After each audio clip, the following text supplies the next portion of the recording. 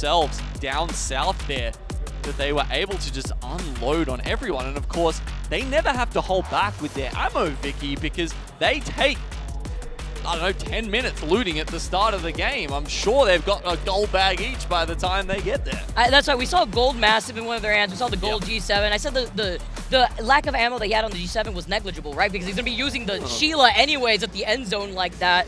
And we get to see wonder them. if they got the Mythic then. Probably, especially with the way that they were able to hold that spot for the very beginning. And if not, being able to contest a lot of the squads that were trying to approach from that Jurassic choke too. Finishing the game off with 9 KP, but Oblivion, we highlighted how much KP we saw from this squad, and they ended it in that second place run with 15 KP.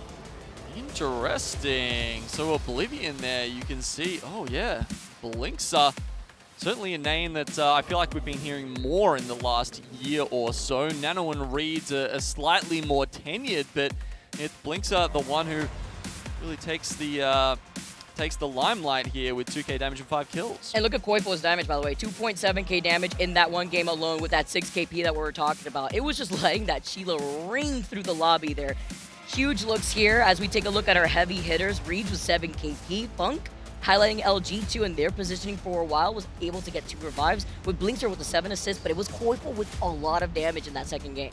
Yeah, well, I think it was only the 1 KP for LG, so I guess they were doing a lot more staying alive, and that helped them get the 7 placement points rather than doing the heavy damage to other teams. Now, after 2 games in here, and of course that means that's our Storm point done, Shopify Rebellion on top with 36. TSM, who halfway through that game, I thought, oh, these guys might be taking the lead. They finish up with 28, and look, a couple other teams, Oblivion probably being the surprising one there after a rough start to day 1, will be following them up.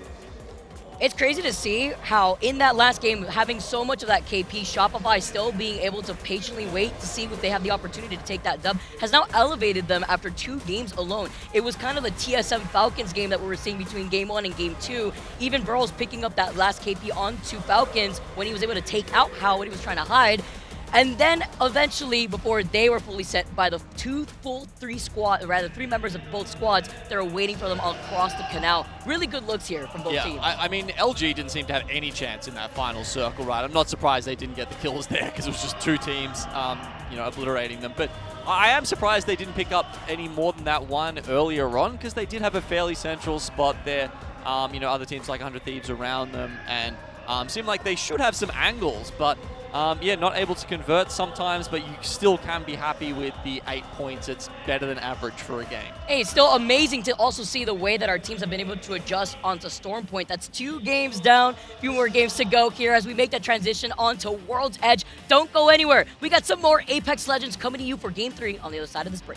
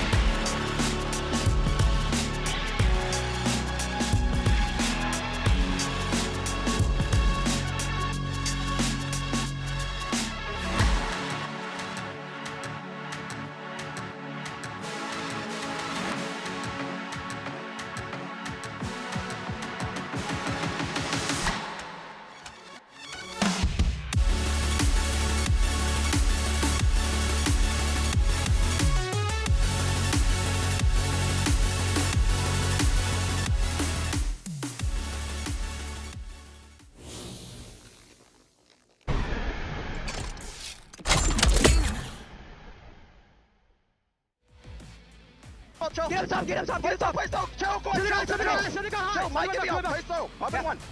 I'm batting, guys. They're gonna hit, Setting. ready to fight, Okay, Yeah, fighting. ready, good pick, getting above. Yeah. Lot of damage. 1-1 on. Fuck him. Look at him, get nice. Newcastle 1 HP. Yeah. Reloading. Newcastle 1 bullet. I'm batting. All here. I'm batting. Nice, one guy. Yeah. You got that. Nice. Let's Fucking go. Nah, good shit, guys. Matt, Bro, who's Matt, the fucking best? Who's the fucking best in the game? We have an amazing crowd here in Sapporo, and it's only getting started here with day 2. 2 games down, a few more to go. 3 series total for today within our groups as we make that transition onto World's Edge. We got fans in the crowd rearing to go. We get to see a better look at some teams that fell kind of short yesterday, Gino, and I love seeing the transition for how some of these squads had to make that adjustment. Yeah. Who's the best, Vicky? Who's the best? We had a question there from the team. Just wondering. He said, who's the best? They're hyping themselves up. I like that energy. You need to keep that energy, especially Koifel. He's the type of player where he's said it out loud. He's pretty hype on himself. He's got that ego where he's like, I know I could be the best. I could achieve levels that I have been able to achieve before, and it's really cool to see that confidence. It was also really cool to hear Zainu taking the lead with that, right? I mean, he's the Gibby in this team, right? He's not the IGL, but you do see he does take over at moments because he is just such a vocal presence on the team. So him really calling those engages, because as the Gibby, you do want him at the front most of the time. And that just works so well for that team, and you can see they time it perfectly and do come out with the dub over Oblivion. It's great, and for you guys watching at home, don't forget, we got Twitch shops for you to rock within your in-game cosmetics. Make sure you got a flex on your randoms here when you're queuing up, because on Wednesday, if you missed out, that was a really cool trophy sticker you could have added to some of your meds here. Thursday, though, we got the 30-30 repeater skin. Don't miss out. Make sure you guys could achieve these Twitch drops. It's just 30 minutes to claim, and we still have a lot more to go with Friday with the ALGS Horizon skin. Saturday, we got a cool holo spray, and then Sunday, we got the championship final, Gold Nessie Gunchar. Yeah, I'm here for the LGS stickers. Give me that trophy. Always, and I always remind myself to be able to have the stream pulled up and sorry, that was a little scary behind us. The dolly behind us with the camera. Z-o-o, I love you. Lots of Falcons Falcons fans in the audience today, and looks like they've turned up, and the support's definitely helped them. Yeah, absolutely. As we get to take a look at the POI draft, as we make that transition onto World's Edge, they have the fans out in the crowd. Is it enough to power them up is the question. Genome with Shopify starting to slowly build up that gap between themselves and the rest of this lobby. Maybe helping them out here with Falcons having that number 3 pick onto Climatizer. Yeah, his best mate from Shopify Rebellion stolen away Skyhook Skyhook West, though. So Falcons have had to go for Climatizer. You know, not unhappy with that, of course. But yeah, the number 1 and number 3 picks. Then moving up from there, you got 100 Thieves picking Thermal Station. NRG going for Lava Siphon at number 9. Again, surprised that Lava Siphon makes it to top 10, personally. I really do feel it has slipped a bit in priority, but we'll see if NRG can make that work for them. Kind of what you were highlighting yesterday, where it's a pretty big POI, takes some time to be able to get your rotate out here too.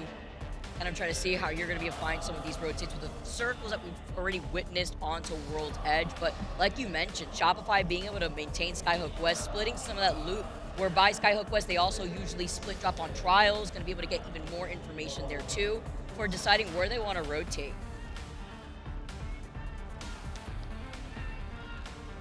Great chance coming up from the crowd. I'm telling you, I was hearing this, by the way, before we even went live. Yeah. We had a bunch of fans leaning across the barrier, and they were just shouting chants at the squads that were getting ready to perform today. I mean, that'd be awesome, right? Starting off your first game, and you've got people already going to bat for you. Shopify really not needing any help at this point. Pulling ahead in series standings. In a solid start from there. I mean, it was okay yesterday, but this is actually the kind of Shopify I was expecting to turn up personally. I mean, yeah, a first and a fourth, 9 and 10 kills as well. Like, when you're averaging that many, you know, you're eliminating 3 other teams a game. it's kind of hard not to be ruling the lobby at that point. Yeah, it's like TSM had flipped spots with them too, right? Because they got first in that game 1 and then fourth in that game 2, but not as many KP as we saw Shopify achieve. And again, it was really Koifo who was able to get a lot of those kills with the Sheila. Can they maintain that going into World's Edge after coming out of Skyhook West? I mean, I could expect it to with it playing into their style and playing by the edge. Trying to see how this is going to work into the fray as we move on to World's Edge, everyone. All right, as the teams start locking in their legend picks and dropping into World's Edge. Ooh, looks like we've still got a Mirage pick on the field, Vicky. That's going to be Aurora taking out that one. Ninjas in pajamas going for the Gibraltar Catalyst Loba. And EXO with the Loba tier 2, as well as Shadow, who we were talking about it. Being able to see Jackie have a plethora of characters to work with. Yep. Now going with the Mad Maggie. Yeah, it's a World's Edge special for him, it seems, and they seem to be flexing.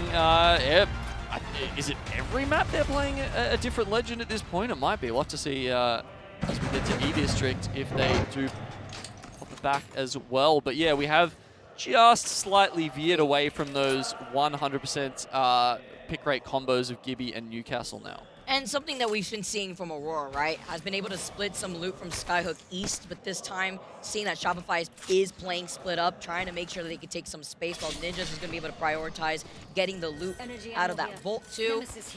This circle, though, very similar zone that we saw yesterday, Genome, where this zone looks like it's going to be pulling over Frag East. No, that's actually a really good pickup there, Vicky. Ninjas from Survey Camp have sent someone down immediately to that Skyhook Vault. Yeah.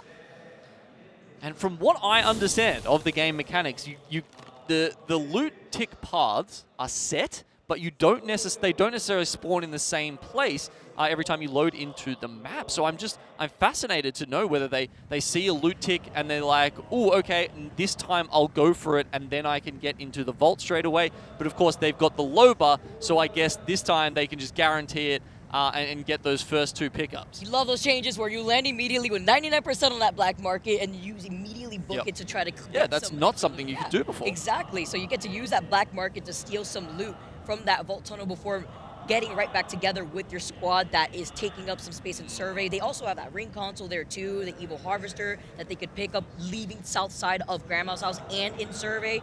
So Ninja's in a pretty good spot, also with their quick rotate. Team Burger had called in an evac tower, as you can see, with this nice overhead, and a lot faster rotates from the squads that now see that this zone, after they got the ring console info, is pulling towards Frag East. Ooh. Look who's waiting in the buildings. It's Orgless and Hungry. Best Ratters on the stage. Best Ratters at the LAN. They can take out the best of them at the best of times. This time they try and take out Noctum, but they don't take the path they were hoping. Best Ratters, best Tilters maybe out here too, with the way that they've been able to really achieve that while they back away and go through the other side of Geyser. They already had that ring console info, it looked like here too. While NRG are going to be hanging out by that choke right next to Noctum. Shadow, by the way, get eliminated just as quickly. Faye's going to be able to pick that up. Noct in the feed has a charge rifle in hand. And look how many teams are already trying to go quickly around to see if they can find a building in Fragment, because you know that there's a lot of coexisting potential here. Ooh, Noct already picking up a Noct with the charge rifle, and hey, he's got the select fire on it. As we talked about, if you hit that hop up quite early, then you can start prioritizing your loot around the charge rifle, because it is just such a fearsome addition to that weapon. Just the NRG coming out of Lava Siphon with that select fire on the charge rifle. Feeling happy here. Gil taking a good amount of damage, so backing away as Noct's going to be able to peek for him. Apply some pressure onto Reignite with this charge rifle. They are holding onto this choke. They don't really have to worry about the squads behind them just yet, because there are a lot of teams already trying to duke it out in No Name.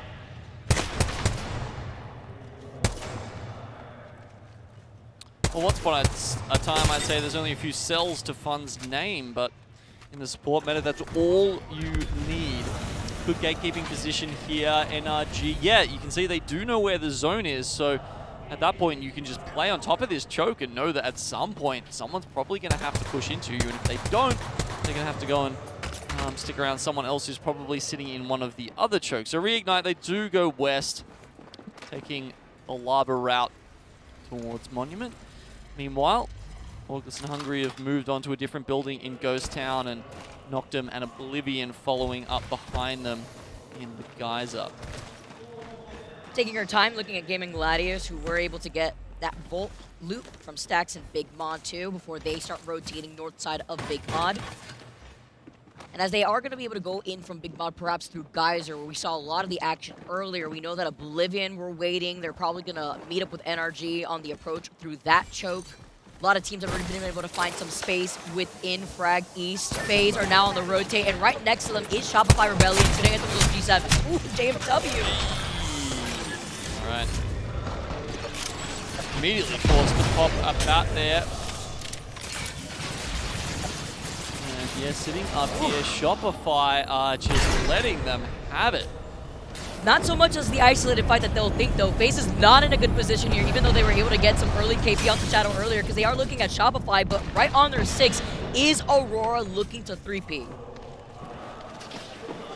And that could be bad for either of those teams. FaZe decide they don't want any part of this.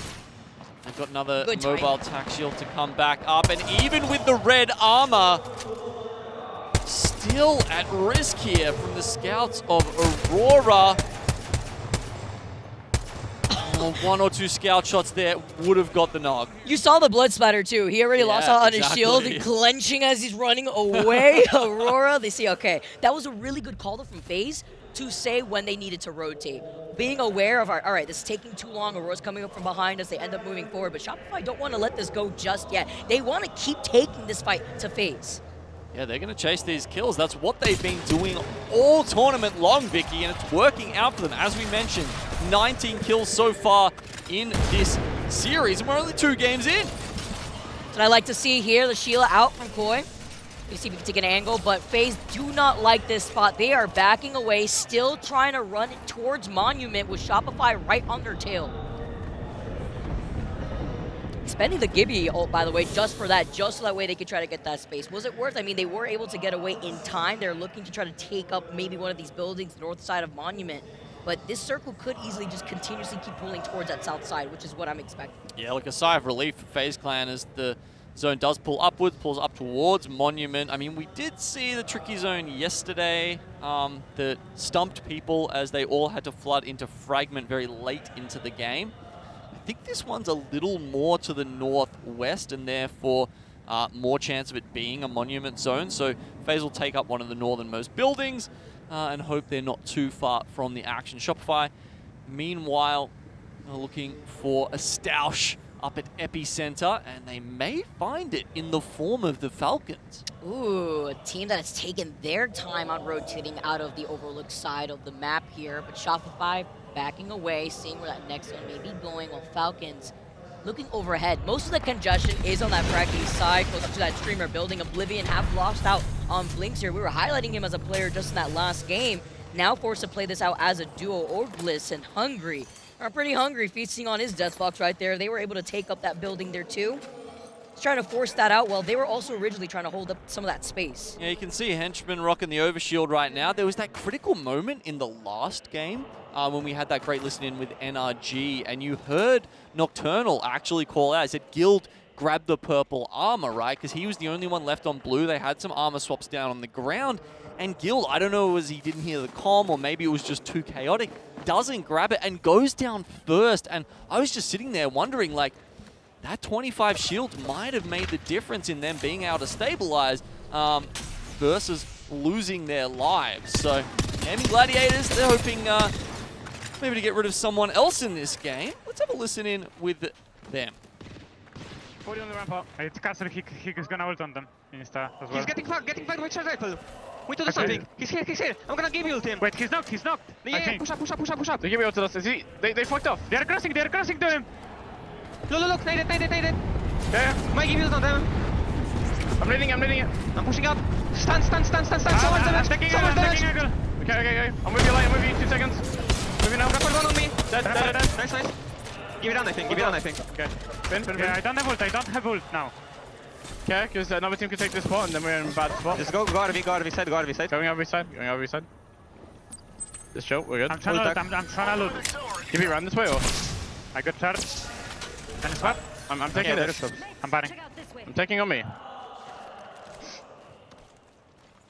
I have insane. Wait, what shotguns do they have? Could be running somewhere, Gibby. I don't know.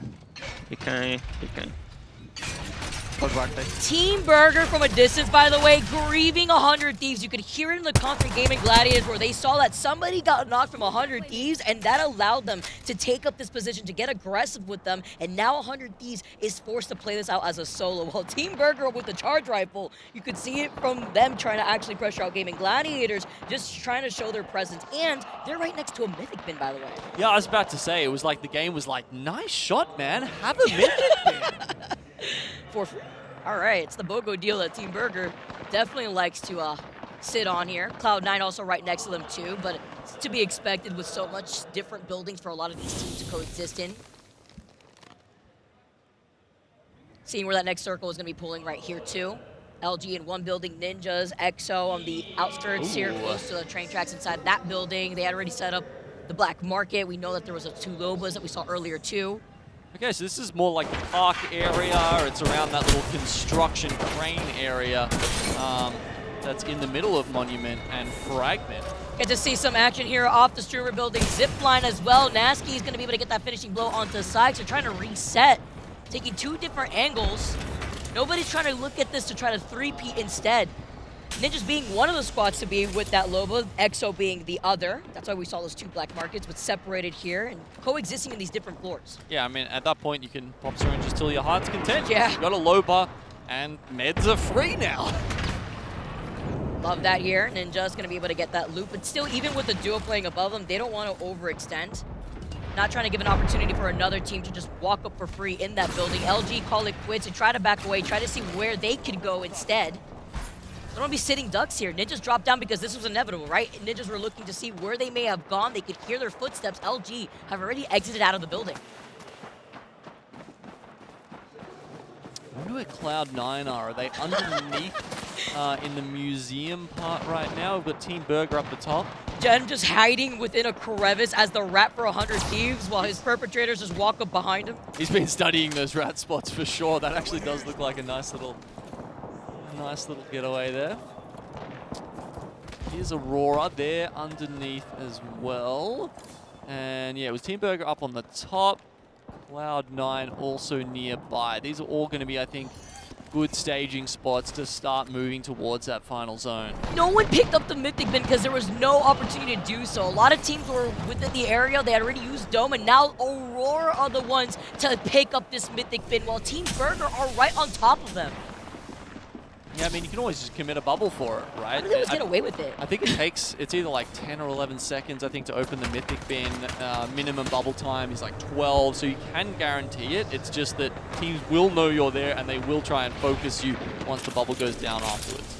They get away with it now as they back away. Team Burger's still on the high ground here, while Oblivion, they were low earlier on, trying to see if they could get the reset. And is able to pop that shield bat in the distance here too. I think it's Falcons that were actually looking at them. They put down the Newcastle ult, but having to be careful. You can hear that Sheila right in front of them. There's nowhere to go. They were sandwiched out in the open there, while Falcons are right behind him. Noctum is on the other side of the sandwich. Yeah, I mean, the look on his face wasn't like, oh, how did that happen? It was like, oh. Yeah, that's stuffed. Like, what do you do in that We case? saw that one coming. Oh, Jen versus Light, though, on the other side. They find him a Gaming Gladiators as a full 3-sec. I mean, what can you do? He tried to call him the Moby.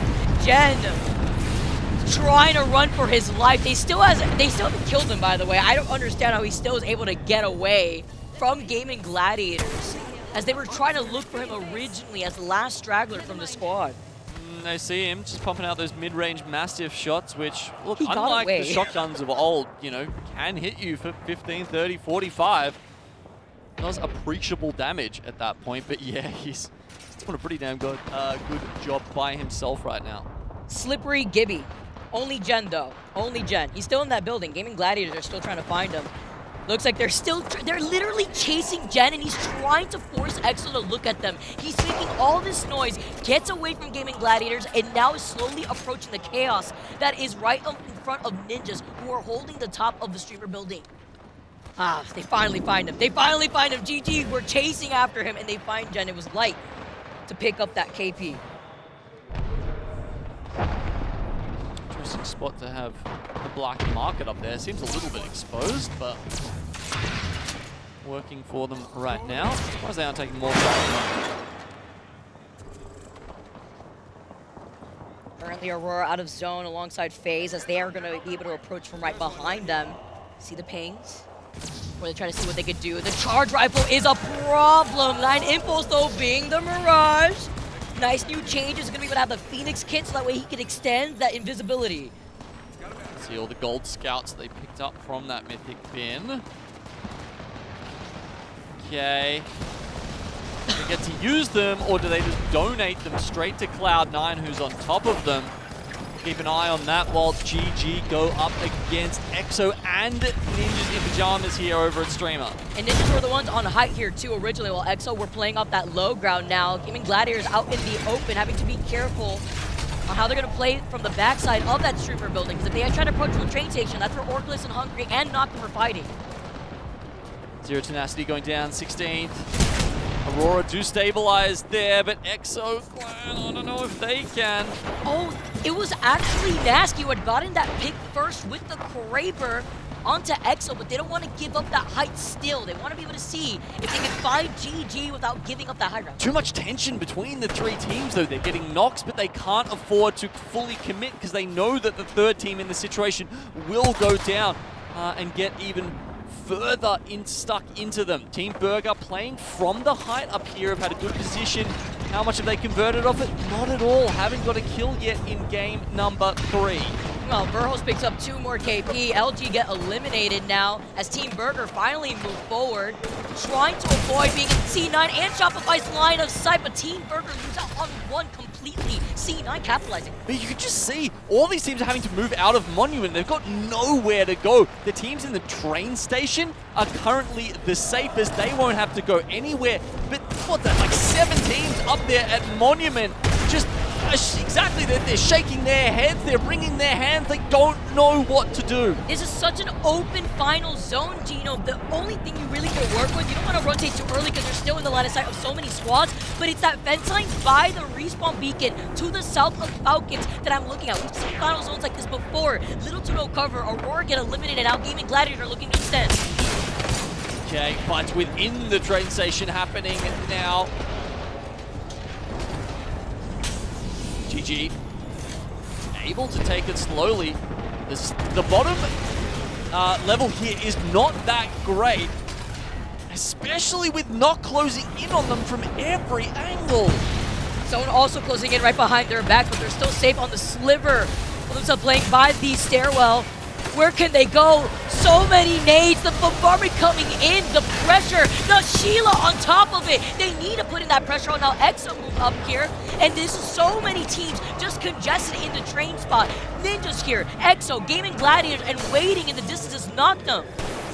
Okay, EXO clan pulled down, just Slayers left. GG have worked their way into this spot, but I don't know if they'll be able to go any further. As soon as they step a foot out of line, they are going to be punished. It's giving me that gun game vibes out here when you're trying to fight for your lives inside of this bottom floor while it's just being fully sent on by 3 different teams. Putting out that mobile shield, playing around the other side, lacking on some ammunition on that massive here though, but coming out on the top from this fight will be able to help you reset. While in the distance, look where Falcons is positioned outside of the train station. Yeah, interesting. They were further up towards FaZe Clan, who are up near the crane, but they've decided they don't really want to take the 3v3 with them, and they'll actually lie in wait for all these 3-4 teams now that are huddling in and around the train station. Reignite have a spot to themselves, and TSM are actually playing down near the lava. He's looking at him. He's looking at Falcons right through the doorway here too, but Falcons are looking at everybody inside as well. The Gibby Dome just delaying the inevitable as the circle closes in behind them. They've got nowhere to go. They bubble, and that stops the shield up, and they realize they can't go outside because Falcons are waiting there too.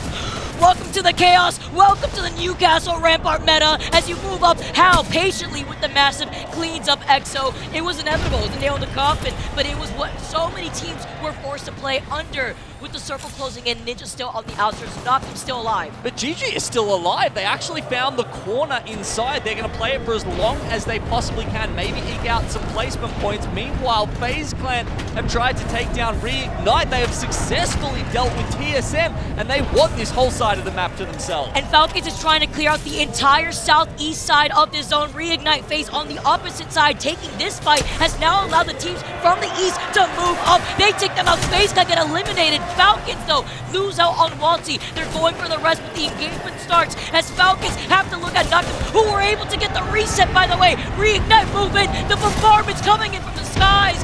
3 squads left. It is Reignite, Noctum, and Falcons left, and Falcons get eliminated, nowhere to go, as a Sheila blares through to take them out. 6 kills, though, is okay, but Reignite and Noctum, they want the win. Bubbles will delay this for a bit, but Rick goes straight in. And now sliding in with the Sheila, no one's looking at him, but through the dome, you just let it spray. But is it enough? You get taken out, you're just shooting the dome. And this is free fear for Noctum to finish off that Jan.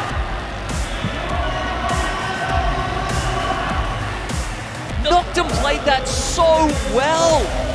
They baited the Sheila, running along the side of the Gibby bubble. It took all the attention of the most deadly weapon that the other team had, and still managed to come out on top. I mean, these Sheila B shotgun battles in the bubbles are just so interesting.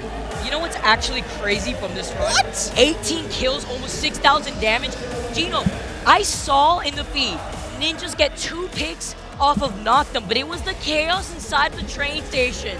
We had Gaming Gladiators, we had Ninjas, we had Noctum, we had Falcons, we had EXO. 5 squads collapsing on each other from inside the station, from the outside of the station. Then we had 3 other teams fighting on the west side, fixated on each other, that allowed the space, because it's all open ground, right? Between the streamer building and the train station, it's all open ground, even to the Moby. Other than that fence line, all these teams gonna look at them, but there was no opportunity because that was an individual fight that they were focused on. Yeah, and so they end up with 18 kills. That is insane. 30-point game. I'm pretty sure that's the single most dominant game we've had so far in Sapporo. Yeah, 100%. And it was Noctum to do it. Wow.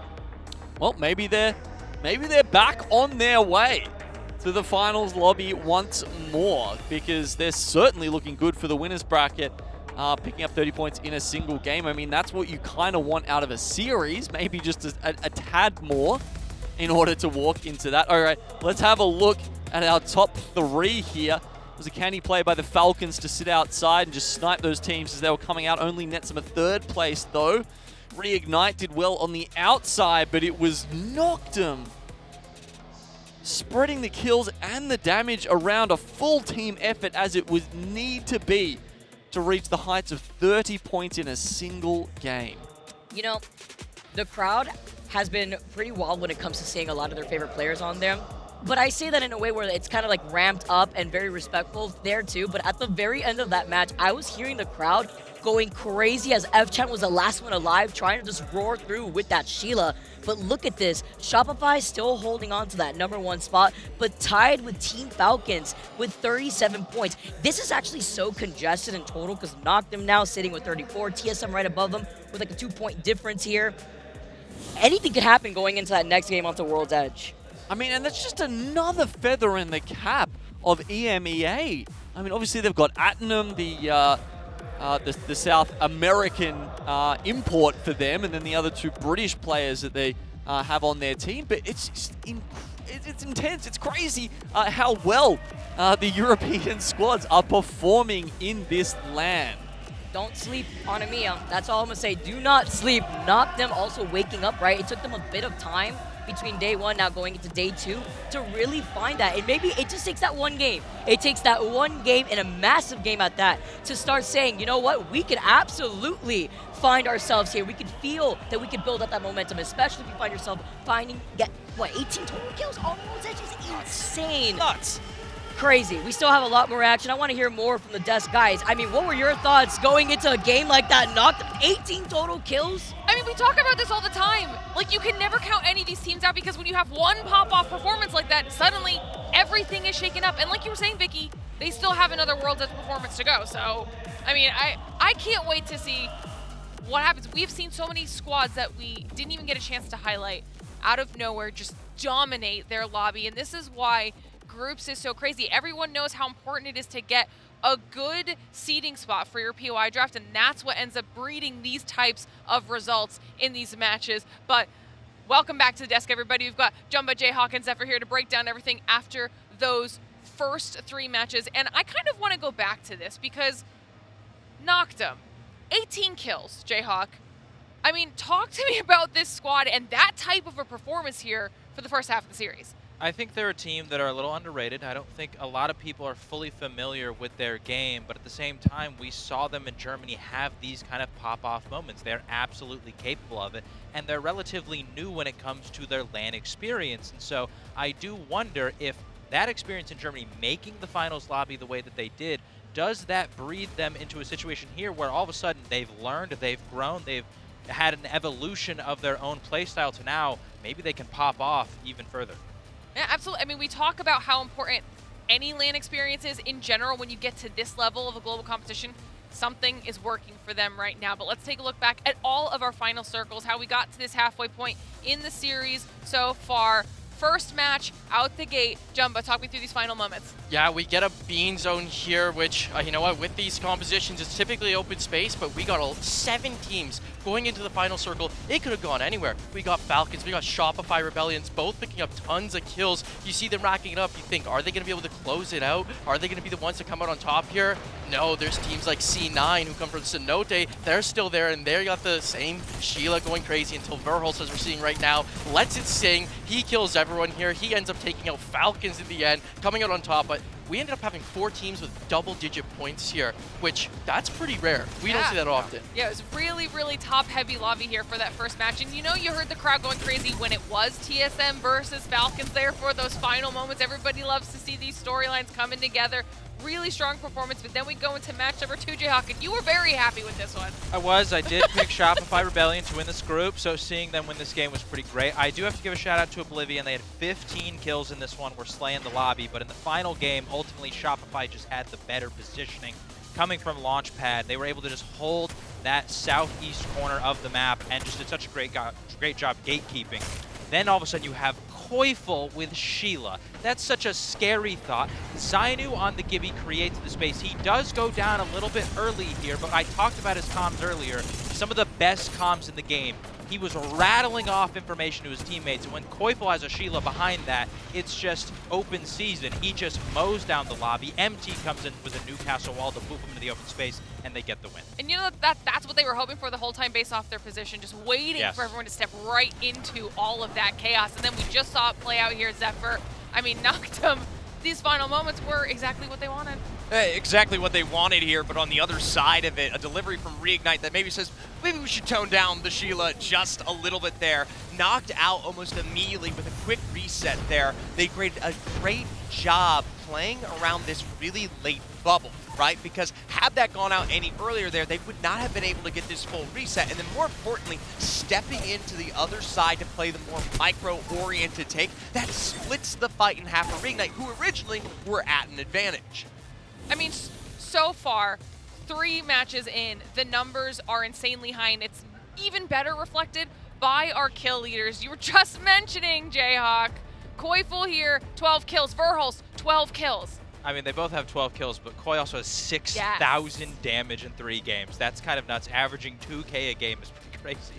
Jumba, are these the 2 teams you expected to have the 2 top players right now halfway through? Absolutely. Is there any surprise when you see Koifel, Verholz top your leaderboard for the kills, TSM, Shopify? We saw what they did at Germany. They were winner, top 5 in LAN. There's no question that they were going to come out today in like what I would call a heavyweight lobby to also come show up and make sure that they're going to be at the top of that set as well. And we were kind of talking about it. I asked you guys before we got into the series, is this now NA's time? We saw the other regions really picking it up. Were the NA squads going to be able to do so, Zephyr? We also see Falcons with a little bit of a resurgence. Absolutely, they've been great playing a lot of these late game macro, and while it's not the huge 12 kill games for some of the individual player statistics, they're still there. They're always present when we get into the top 5, and remember, at the end of the day, it's those consistent standings that's going to help them gain that momentum they need to fight their way into the top 20. Remember, it's only Series 2.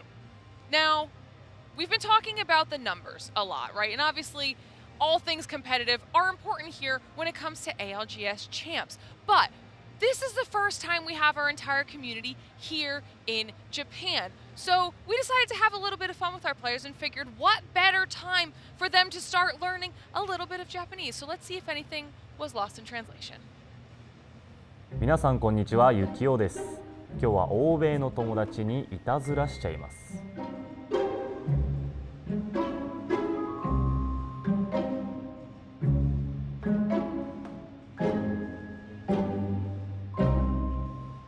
オリオリ、オリオリオリ、no pero, no pet.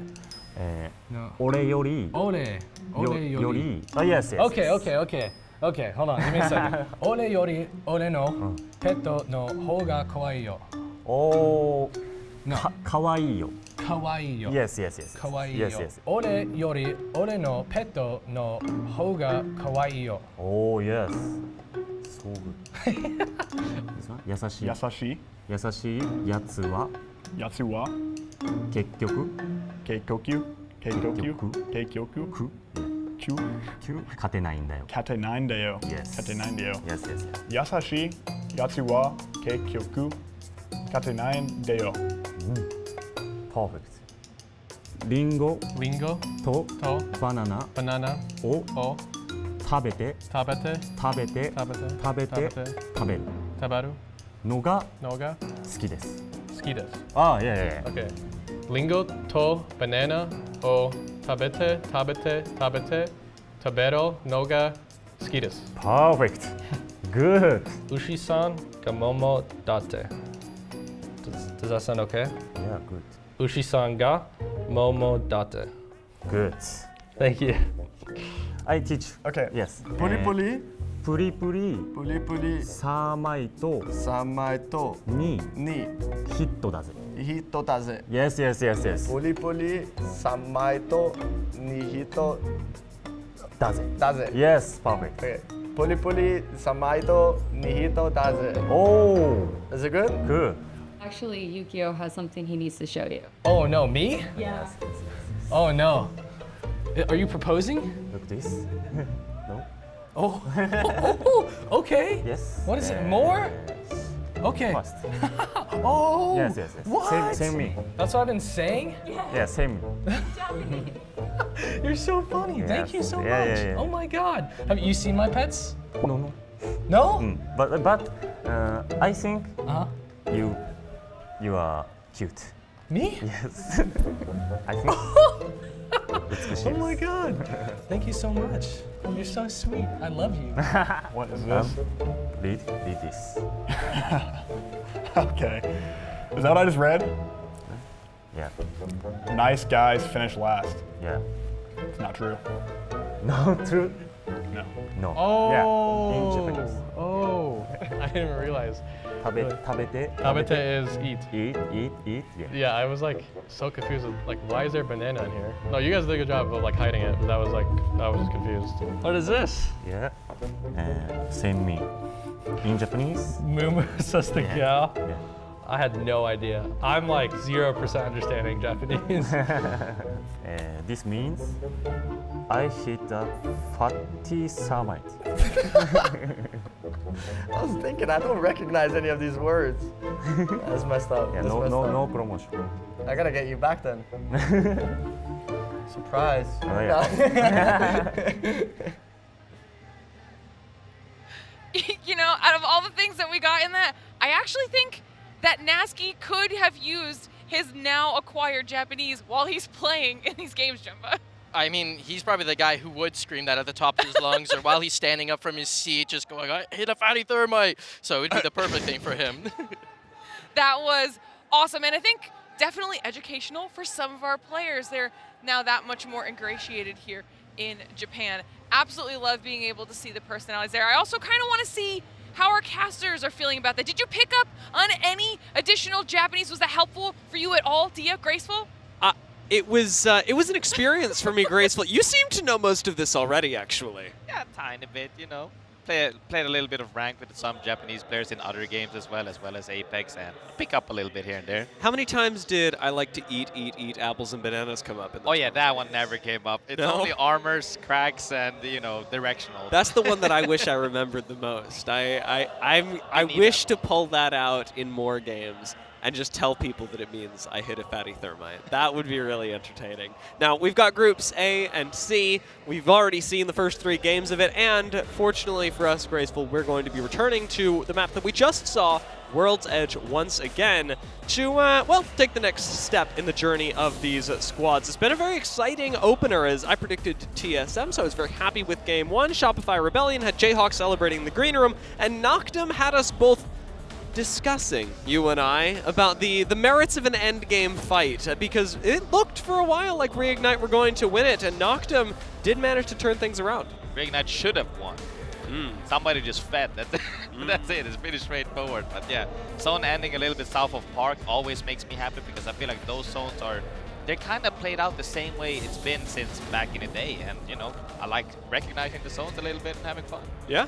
I mean, it is very nice, and it is one of the advantages of this map is that players are very familiar with what end zones can occur and how to play them, especially those teams and squads that have been around for a very long time, kind of like Reignite have. As we begin our next game, though, this will be our 4th of the series and our last chance on World's Edge for that familiarity to really kick in. It looks like we'll be returning to a similar quadrant to the map, as Noctum will start looting up in Big Mod once more, and will again have to progress up towards the north.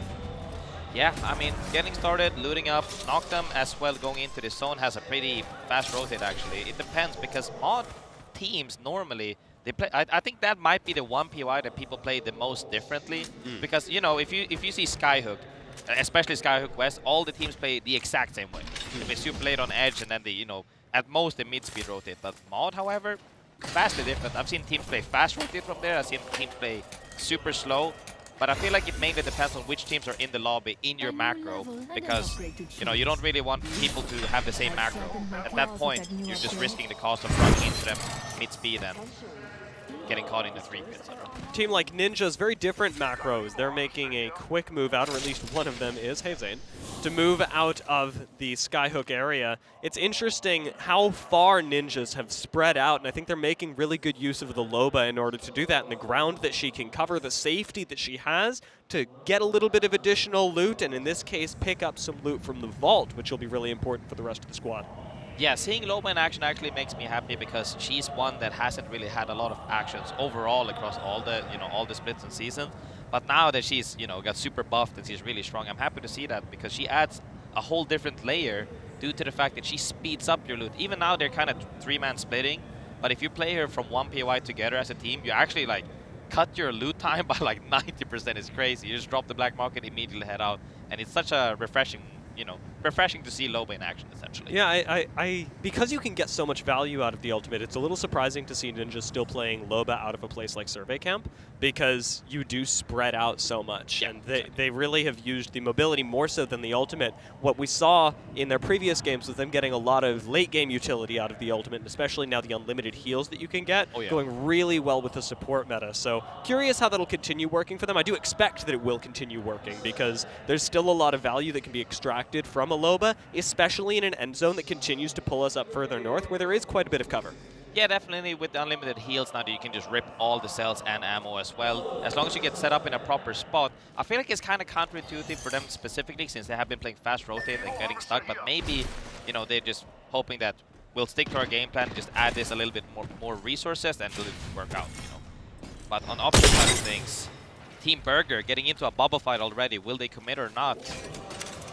It's going to be a natural sort of crowding around Epicenter that happens. It's quite awkward to play inside these stalactites, stalagmites. I've forgotten the difference already. I'm getting frazzled. So we're going to have to move on from what exact scientific structure is going on here and what K-Swinny is now doing with the Sheila. Exo Clan starting to make an ingress here, running a Loba themselves and playing for the bottom of Epicenter. They're not wanting to really take this engagement. It's more about claiming this space for themselves so that they can then make a move out in a few seconds. One of the happiest things on my screen right now with Winnie as well is playing He's playing Flatlines, my favorite weapon. It hasn't been used that much this tournament, and that makes me a little bit happy. I thought his stat is down low, actually.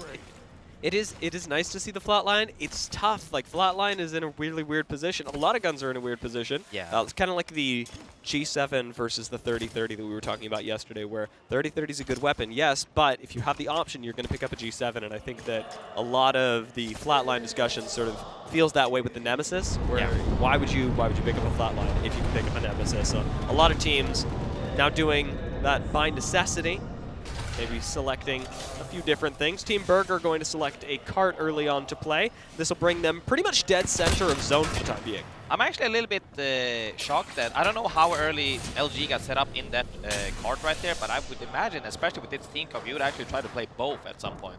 Maybe they got scouted out early and they're a little bit scared to play both in case they got there late or mid-speed, but if they did get there a little bit early, I honestly would have liked to see them at least put up walls on both sides and maybe have one character there. Just to see if they can have more space. Yeah, which is what they're doing right now, maybe. Or they're just going flute, we'll see. But playing both cards there is actually really good in my opinion. Yeah, it looks like a transfer of cards entirely. Just get yourself out of the middle of everything, because realistically, you're going to be focused similar amounts, but actually being in the dead center is kind of the ape zone for a little bit later on, whereas right now, this position can be a lot more safe, a lot more fortified, and importantly, more mobile if you need to eventually get out of the center of this ravine. Noctem going to start moving in through Overlook. Yeah, not only that, with the zones as well going towards this side where Price is now actually killing Nino's Pajamas, is that the east side zones from Overlook side and also leading into Climatizer are very highly active right now. Moving into that card also enables them to be ready to adapt to whichever circle it may be. Team Burger have set up on this bridge, and I actually like this position quite a bit for them. It's pretty flexible, although in the Pro League of this year, it really became known as the Bridge of Death to me. A lot of teams would choose to play here throughout the mid-game, forget in the late game that it does actually become a place that a lot of teams like to rotate through. So I'm very curious how well they'll be able to survive throughout the next couple of minutes, and even the next couple of zones, because in this meta there is so much more survivability that you can use with your legends to maybe make that bridge not just playable in the mid game, but a late game power position. Yeah, and speaking of grenades, seeing here as well, Frag, Arcs, and Thermites. Frag's being the most popular due to the fact that you can now, you can do Sky Nades essentially, get a big opener and then clean them up with bubbles. Arcstar being very used as well, like always been a favorite since day one of Apex, I would even imagine. Thermites, not so much, because, even if you do throw them in bubble fights specifically, where 90% of the fight is going on right now in this tournament, it doesn't spread that well as much anymore, and also, it doesn't really stop you. Like, a frag will push you out and stop you, and Thermite will stun you and stop you. Thermite, a little bit itchy. Yeah. It really is just like a zone denial tool more than anything, and a persistent one, which is really nice when compared to Arc Stars and Frag Grenades that are very timing dependent. Now, we've got even more when we consider all of the uses of bubbles that we talked about. We were actually speaking about it yesterday with how many times we have seen Gibby bubbles. We're already at 2,000, and it's just the start of day 2. Yeah, honestly, I'm more impressed about the 74 Valkyries. I thought it would be maybe 5 at this point, but the bubble part and also ramped and covers is crazy.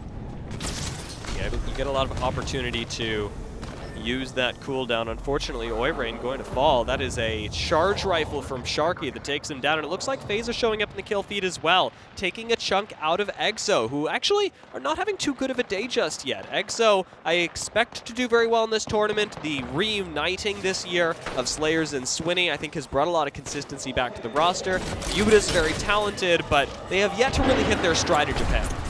Yeah, I mean, it's definitely hard. I think they struggle with I think they'll be better off in later on stages because they tend to struggle a little bit here and there with groups every now and then.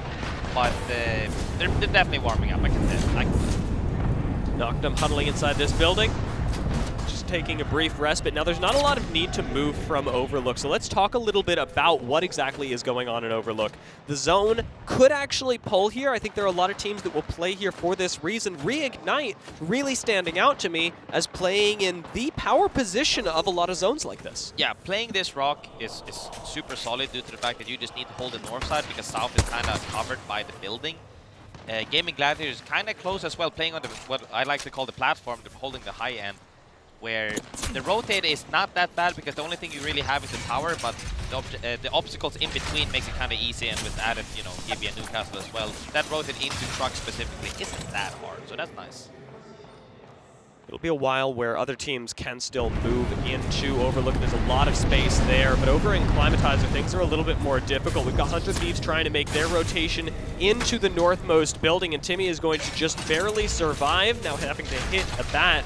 These rampart walls will provide a little bit of cover, but notably they're not in zone just yet, so 100 Thieves still need a place that is a little bit safer. They can use a lot of these fences, and I'm surprised to see that Designful's already making headway into the rest of the POI, and actually finding that this building is almost entirely empty, so one more place now claimed by 100 Thieves. There is still opportunity to coexist there. Ninjas respawning is always a nice sight to see, but I'm actually a little bit scared for all the teams up north because I'm pretty sure what's happening is that they're assuming, because they see so many teams, that it might pull this way.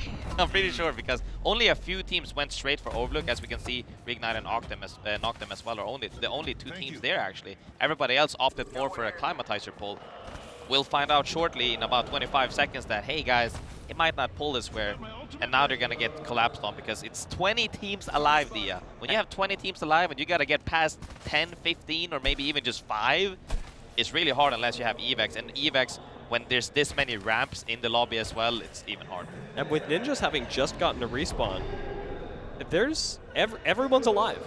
Nobody's missing from this lobby. There's not been any permanent picks. We are all, everyone who started the game, still in it and still wondering exactly how this one is going to play out. Aurora are going to hit the Mythic crate over by Epicenter. That'll be really valuable for them. But with Shopify Rebellion coming up right behind, I wouldn't be surprised to see a fight between these two squads break out. Yeah, I mean, that fight is bound to happen because there's not that much playable area from their side, western side of the map. However, I would say the northern end is where it's going to be the hardest, because once that building is out, the zone after this one fully closes, there's really not much area to play from their side, from the north end. But if you come from the southern side or the east side, you have plenty of space. But people that haven't been opting for there early, and they see the fact that there's 20 teams alive as well, they're not going to take the risk, because you start a fight there, you're bound to think you're going to get 30'd, 40'd, etc. I'm trying to think of what is the better position to be holding, what cardinal direction is going to be really strong when approaching this. Because you mentioned it, the north is going to be really difficult for a lot of teams to survive through. So we can sort of count that out, right? North, if you win, yes, maybe you've got a chance, but it's going to be hard to survive. Yeah. I feel like south is really powerful here, and maybe if you're coming out of Epicenter and, say, playing one of the bridges, you have a pretty strong shot?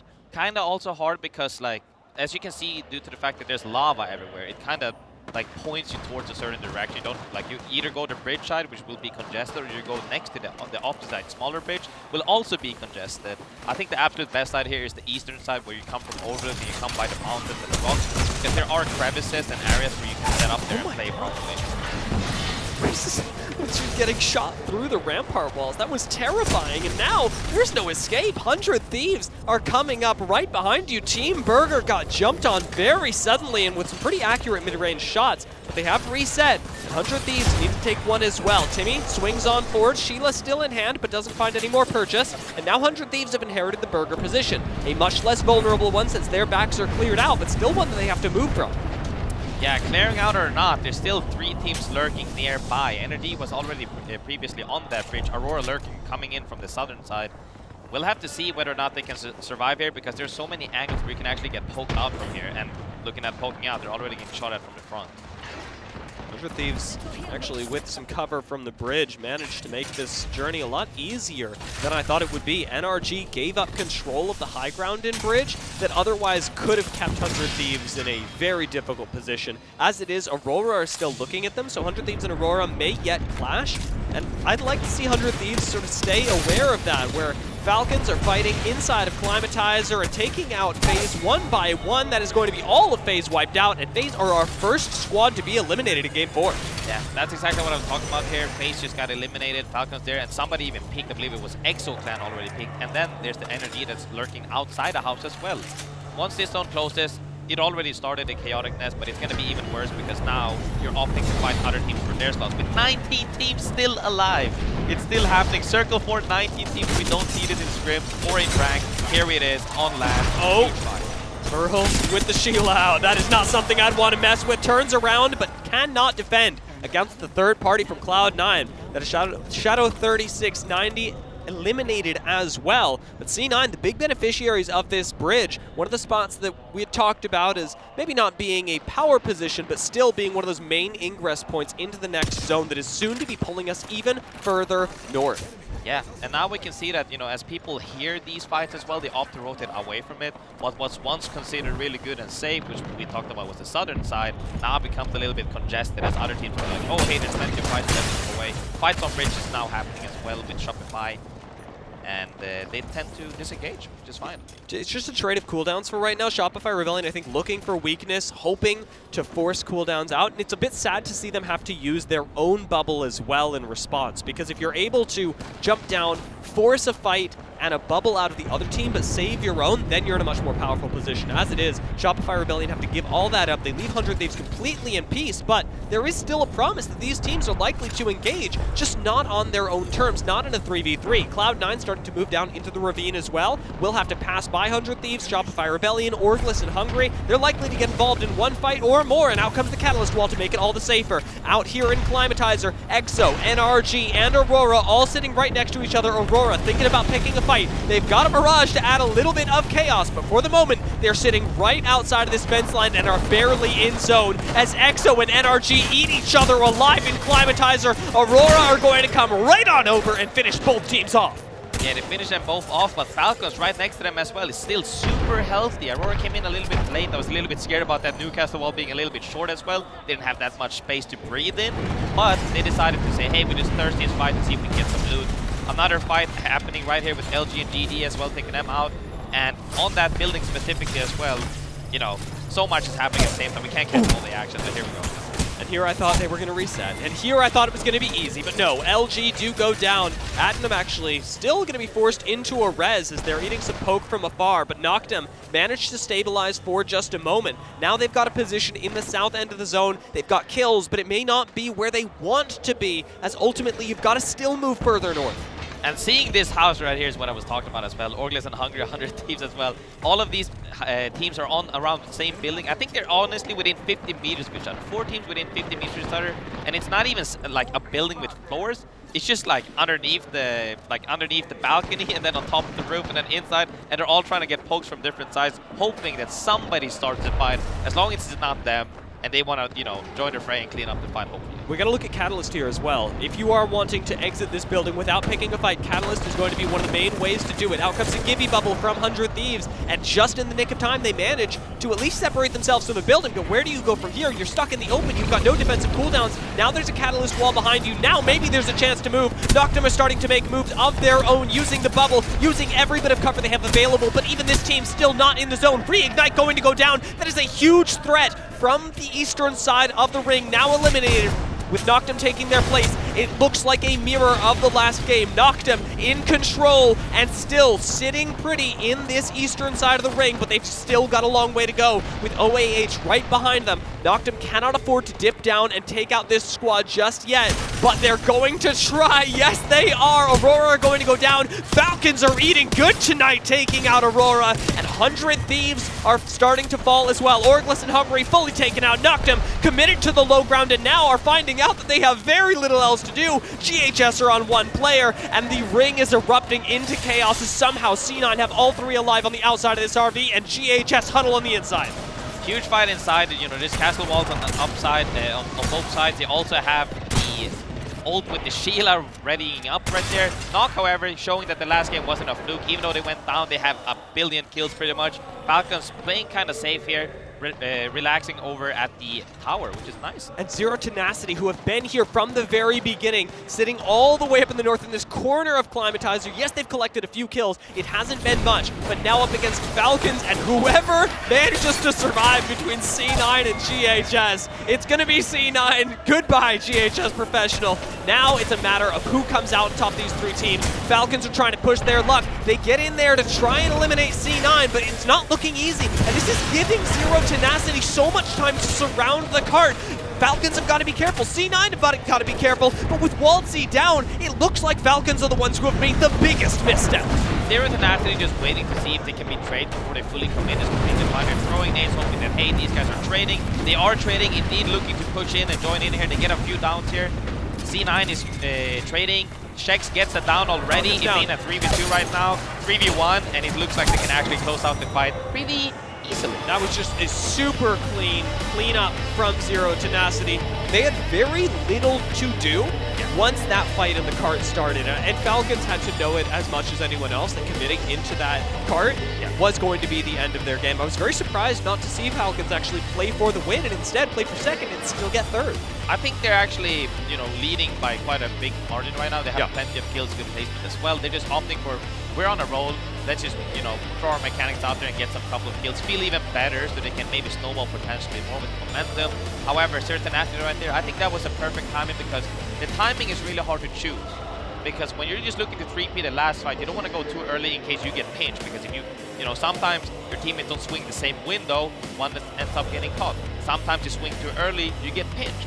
They just made it sure that, hey, let's wait at least for 1-1 trade and then we clean up the fight. And I think that went really smooth and that was nice execution. Very smart decision from them, certainly. Now, we did mention that this was a team that was lacking a little bit of kill participation because they played so far up in the north. So these 12 placement points go a long way towards their 18-point now victory in match number 4. Cloud9, however, with 23 points, given their second place, an incredible amount of kills on the way in.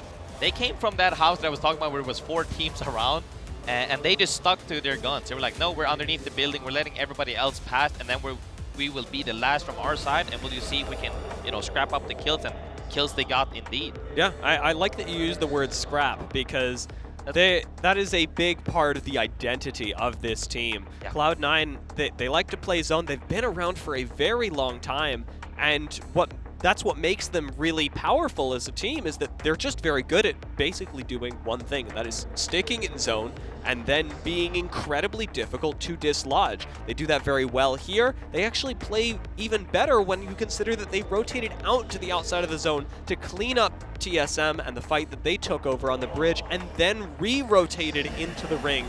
Naughty going to be the predator of this game with 5 kills, and of course, we've got plenty of nice performances from Sykes, Walty, and Remix Powers as well. Yeah, it's easy to, only look at the kills, but when you see other stats as well, it's refreshing because there's more to the game than just killing. Assisting as well, taking damage, even just taking the first peek, even though you didn't do too much damage. That's important to be a good teammate. Sometimes you can't be the first one to swing, and that enables the rest of your team to wipe the fight. Noctem, impressive second place overall in the group so far. We are 4 out of 6 games done here, and Noctem are having a much better performance than they did yesterday, much like Falcons are. But Noctem really impressing me with the big difference in their performances and the fact that already today they've given us the highest kill game of champs so far with 18 kills last game, and now turned it into another great performance that may not have had them in top 3, but was still really high on the kill points in game number 4, keeping them in the conversation, keeping them in the top 2 of the group.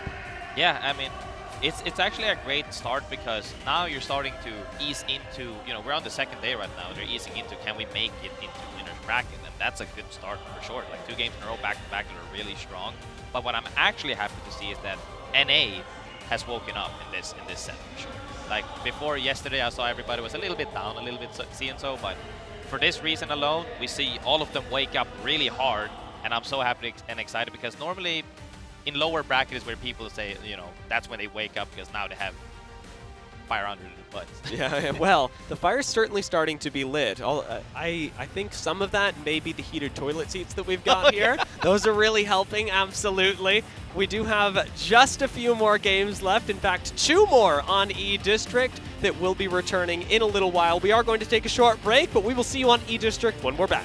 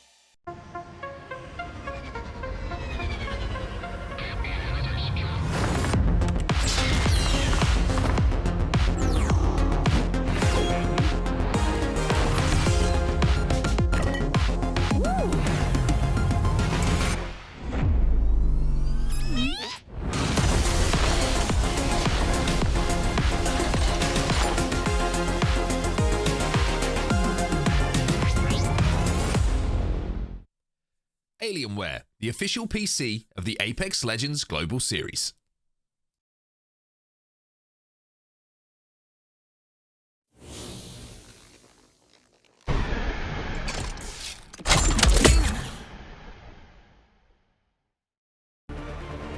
Battle Beaver, thank you for making all this possible out here in Sapporo. Battle Beaver, of course, are the official controller partner of the Apex Legends Global Series. In fact, during this time, you can use the code ALGS on their site, which is battlebeaver.gg/ALGS, for 20% off during the championship week and weekend. You can go ahead and check them out as they've got pretty incredible performance. I think a lot of our competitors up here prefer Battle Beaver when they're playing on stage. Of course, the controller players do. The MNK players tend to stick to the MNK.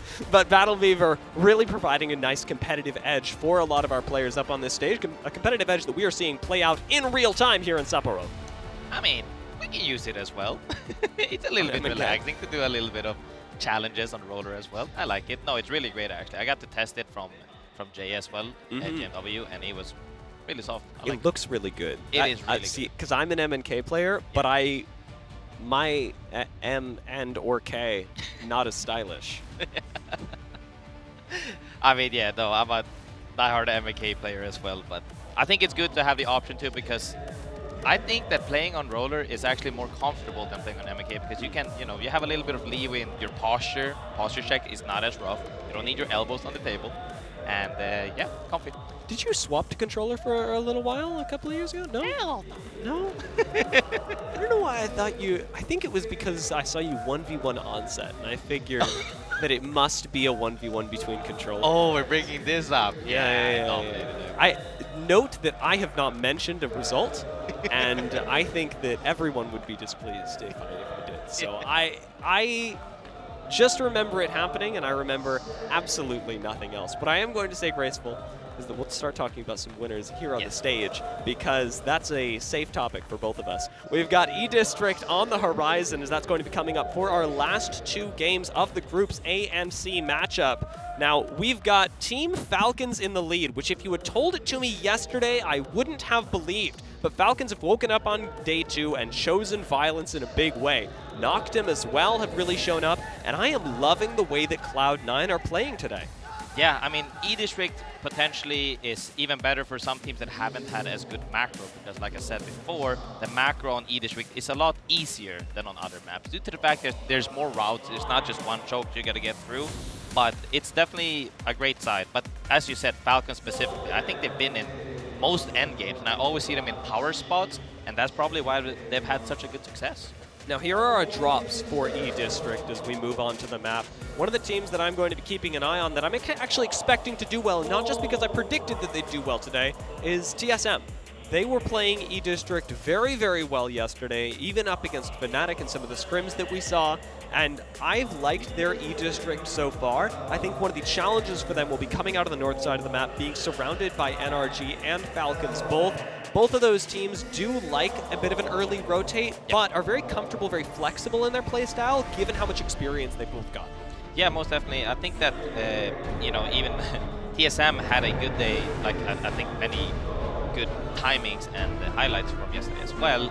I think that some teams are struggling a little bit, and I might even say my pick as well for Aurora struggled a little bit. And I think it's not because people tend to go really fast into, oh, they're having a bad day, they're having a good day, rather than just like, no guys, yesterday it might have been 2-3 teams that have the power spots, but there's only so many power spots. Yeah. And when you're competing with 5 teams for that one area that you used to like to close out games from, it now all of a sudden becomes a lot harder. And I think that's why we're seeing some teams fall behind that was dominating yesterday, like the likes of Aurora.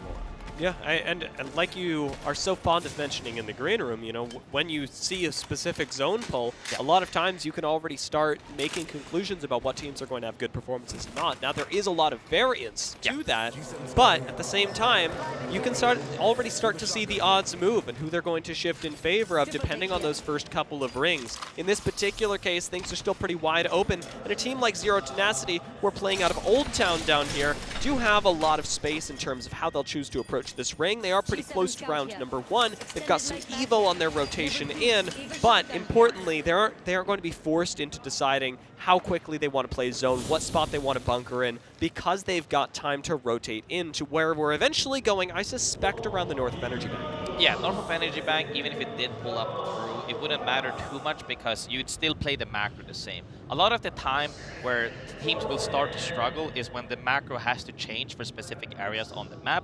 It's like 9 out of 10 times if you're knocked them here, you do the same macro. It's just the same route you do every single time. But if you're on, like you said, Zero Tenacity now, it also depends because you have 3 teams before you get to that point. How is their macro? If they're too slow, you need to change your macro, and that could change things up really quickly. And you know, I hope that either they have evacs if they're opting for fast, but if they're opting for slow, honestly, it might not be too bad unless you're running into other slow teams on the edge. Yeah, I do think that slow is actually a really nice bet from where Zero Tenacity, where Aurora are at, and I'm actually surprised to see Aurora already starting to spear point their way right into the center of the map. They're not choosing to play around the edge anyway, like we're used to, and Aurora instead are going to start taking fights in the middle, kind of like Ninjas are right now, except for Ninjas are much deeper into the middle of this map and already taking their engagement up against Reignite. Double Bubble is down, but the Ninjas aren't getting too aggressive, not wanting to climb and risk everything right now. Yeah, climbing into that is so hard because like not only do you have to like, you will get shot while you're climbing, but if they also have a ramp wall there, you're pretty much guaranteed dead. So they decide to, hey guys, we tried to force the utilities, we had to use our own, let's just disengage because they're already set up. They might try a little bit later again, but the options are, it's probably going to be a little bit too hard. We'll have to see, unless they get a big opener with a nade, etc., or catching somebody off guard with a screen. Glad to see Reignite entering the building as well. I think it's really easy to just stay up here and play the top of the building, but I don't like it as a long-term solution because you're very vulnerable to Skynades, to Gibby Bubble, or rather to Gibby ults, and ultimately coexisting with other people in this building, you're giving up a lot of autonomy if you're not playing the inside of it as well. And that's the thing though, is that the most important part here is Ninjas are trying. I feel like a lot of teams sometimes they don't try. Like you have to just at least see, let's just do a 1 triple swing and see if we can catch somebody off guard, because sometimes you manage to catch that person and that's, you know, you get the whole building and now you will enable you to get more kills than ever before. Whereas like coexisting is not bad by any means, but if you could opt for the whole building, you will also try to take it. Yeah, yeah. You got to test the waters. I think it's one of the things that has been pointed out about different regions and their stylistic tendencies. We've changed that a lot over the years, but it used to be that especially North American squads were often commented on for the fact that they would play respectfully, but always choose to hands check you. When they got the opportunity, they would just poke their heads up, see if they could get a quick kill, and that was the differentiating factor between the regions or one of the differentiating factors between the regions for a very long time. Europe would get very aggressive, but it was North America that would play with this weird amount of respect and then occasionally try and test you, which now I think we're starting to see change in the global Apex landscape. We're seeing a lot more teams that are willing to adopt this sort of flexible style. Yeah, I mean, we talked about it earlier in the room as well when we, talking to Nine Names, he's talking about he's really humble in a way that he says, no, I'm learning from this and this team. Oh, we're good at edge. You guys think we're good at edge? No, we copied that from this team and made it our own. A lot of the teams, as you said, now on the global stage are copying from each other. And that's what you should. You should copy from the better teams and teams that maybe did something sneaky. That's how you learn and get better because, hey, maybe not being passive all the time, isn't worth it. Maybe poking a little bit is worth it now. And also with the shift in meta, now that you have more resource essentially than ever, not only that supports have double value of cells, also if you're playing, especially if you play Loba as well, you just have more options and opportunities to do more stuff than back in the day, back in the day with the white shields and, 2 cells to your name with the old looting as well. You definitely have more options, and I think you should test the waters, or like I like to say, limit test. Yeah, yeah. I mean, it's something that has become really necessary, and it's now at the point, thankfully, that you can see a team with white shields and go, they're actually going to be okay. Even if they're dead center of zone, even if they get basically no loot from here on out, they can still actually sustain to a point where they're a reasonably difficult fight in the late game simply because of their ability to Evo 1 up and now have access to perks and even more sustain as the game goes on. GHS Professional playing an interesting game here as they've moved in over towards Galleria and are hanging out, setting up in this corner that isn't really going to be a late game spot, isn't really going to be anything, but seems to be sort of a mid-game harassment point onto TSM. Yeah, and also looking at the feed here is that we see only 4 teams on edge, actually. Everybody else is pretty central, already set up. And that's what I'm saying with the macro being a lot easier, because they're all set up. And you know the crazy part? There's probably about 15 more slots you could sit in there. Yeah. Like, this is one of the maps where you just have so many playable areas without Newcastle and Gibby. And on top of that Newcastle and Gibby, you have probably another 10 slots that you can play that normally wouldn't be playable without them, because you can't set up, right? And yeah, it's interesting to see. I think that once this zone closes as well, we'll see more action. See if Oblivion